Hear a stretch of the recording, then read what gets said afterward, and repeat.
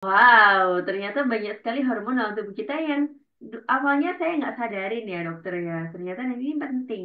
Dan ini memang kita perlu belajar tentang ini ya supaya kita juga perlu lebih mengenali tubuh kita itu seperti apa. Dan kalau mudahnya sih sebenarnya ini ya, karena kita perlu maintenance hormon kita perlu minum air ya dokter ya. Tentunya dengan air aqua yang nanohexagonal yang beneran banget bisa untuk menghidrasi tubuh kita dengan baik.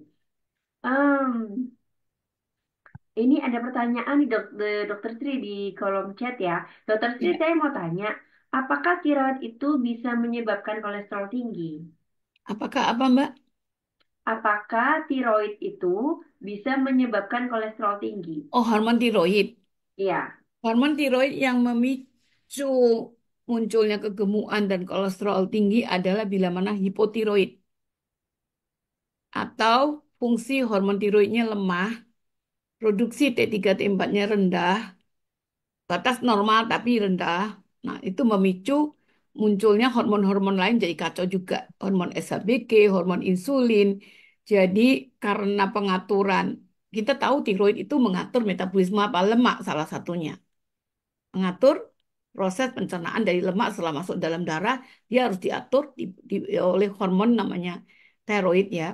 Kemudian juga metabolisme protein dan karbohidrat untuk masuk ke dalam sel diproses dan sebagainya. Jadi kalau lemak itu harus dipecah menjadi asam lemak, free fatty acid dan sebagainya ya. Nah, jadi makanya lemak baik itu seperti golongan omega 3 kan sangat penting yang harus kita minum. EPA, DHA-nya harus cukup. Nah, itu semua yang mengatur metabolisme lemak itu tiroid. Makanya kalau tiroid kita fungsinya lemah atau rendah, kita cenderung gemuk. Kita cenderung fatty liver. Terutama pada orang-orang yang suka cemilan karbohidrat dan manis-manis dan gula-gula. Tuh, ada hubungannya kan dengan hormon tiroid sangat. Berarti produksi hormon tiroidnya rendah gitu ya, hipotiroid. Kak, kita taunya selama ini, oh kolesterol saya tinggi, oh minum obat penurun kolesterol. Tapi kenapa masih gendut ya, sudah minum obat penurun kolesterol? Kenapa perutnya juga nggak bisa langsing? Udah kurangi makan juga nggak bisa kurus, nggak bisa punya badan badan ideal. Nah, periksa hormonnya. Makanya saya sampai belajar functional medicine, bioidentical hormone replacement therapy, karena semua itu berhubungan dengan quality of life kita, di hormonnya. Kalau mau konsultasi hormon harus pada dokter spesialis endokrin, atau minimal dokter yang mengerti functional medicine dan bioidentical hormone replacement therapy. Supaya tidak minum hormon-hormon kimia yang justru malah punya efek samping banyak. Ya, jadi bisa konsultasi juga dengan dokter Sri tentunya ya, karena dokter Sri sudah belajar tentang ini ya. Ini dari Ko John Winner ini. Rupanya hormon itu luas sekali ya, beda saat kita belajar dari sekolah. Betul, kayaknya waktu sekolah Sisil tidur ini. Di sekolah biologi nggak diajarin sedetail ini, Pak. Bu, kita belajarnya hormon tuh sendiri ya, sangat detail. Kita sudah lulus dokter umum Hmm. pun kalau mau belajar ngambil spesialis lagi, ngambil sekolah lagi, baru semua bisa tersambungkan dengan bagus dan mendiagnosa seorang pasien ini begini-begini itu root of cause akar permasalahannya di mana? Bukan sekedar di levernya fatty liver, tapi kalau diperiksa hormonnya, oh ternyata hipotiroid dia. Oh ternyata SHBG-nya kacau nih. Sehingga insulinnya tidak bisa menangkap gula nih. Glukagonnya terlalu sering nanti memecah. Lemak bisa jadi gula lagi gitu. Seperti lingkaran setan. Itu sumbernya dari hormonnya. Kalau di anamnesa lebih jauh lagi, tanya-tanya lagi, memang orangnya kurang tidur malam. Memang pola hidupnya mager, males gerak. Jangan lupa ya, Indonesia ini benar-benar negara yang paling males bergerak orang-orangnya. Jalannya Makanya Sisil selalu rata-rata bilang, hanya 3.000 langkah per hari. mm-mm. Kalah Dan dengan itu orang betul ini. Singapura, Hong Kong, minimal mereka 10.000 langkah Betul, betul banget. per hari. Kita terlalu dimanjakan dengan alam dan kita terlalu malas untuk bergerak. Apalagi sekarang ada handphone nih. Wah, tambah ketemu orang lewat handphone nih, tidak bergerak nih.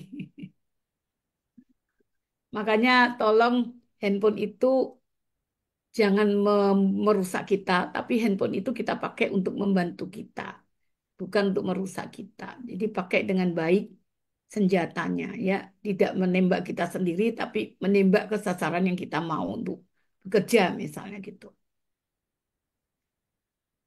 Ya, itu Iya sumber betul banget. permasalahan. Mm-mm. Jadi kalau dulu sih tuh tahunya cuma hormon estrogen, testosteron. Baru-baru ini baru kenal hormon apa yang namanya endorfin. Oh, Jadi enggak, ya. olahraga, olahraga biar dapat hormon endorfin, biar semangat lagi gitu. Oke, ini ada pertanyaan dari Coach Jamila juga nih. Rupanya gendut juga dipengaruhi dari hormon. Yes. Pantesan dulu rasanya diet itu mudah. Kok bertambah usia, mau diet itu rasanya kerja keras sekali. Mau tanya dokter, selain Aqua untuk menyeimbangkan hormon kita, apakah masih perlu asupan apa untuk membuat hormon kita bekerja dengan baik? Iya, mesti periksa hormon dulu ya Pak di lab darah. Kita harus lihat kortisolnya produksinya bagaimana. Hormon kortisol pagi hari, lalu hormon tiroidnya bagaimana kerjanya, SHBG-nya. Nah, itu kita lihat dulu metabolismenya bagaimana, bekerja dengan baik enggak dengan lihat jumlah hormonnya. Kalau sudah itu, kita baru bisa menentukan dengan tepat. Oh, pola hidupnya harus dirubah. Oh, harus begini, begini, begini. Itu namanya functional medicine, kedokteran precision medicine ya. Itu sampai ke tingkat hormon. Tetapi seringkali karena hormon itu pemeriksaannya tidak di-cover oleh BPJS, kecuali sudah menjadi satu penyakit, maka pemeriksaan hormon di lab itu mahal sekali. Saya 1 tahun 1 kali itu check up hormon untuk melihat keseimbangan, termasuk vitamin D3 kita itu juga merupakan satu hormon. Sebab itu vitamin D3 sangat penting. Jadi untuk mengecek itu setahun sekali saya check up. Sekali check up itu biasanya rata-rata hampir 10 sampai 12 juta.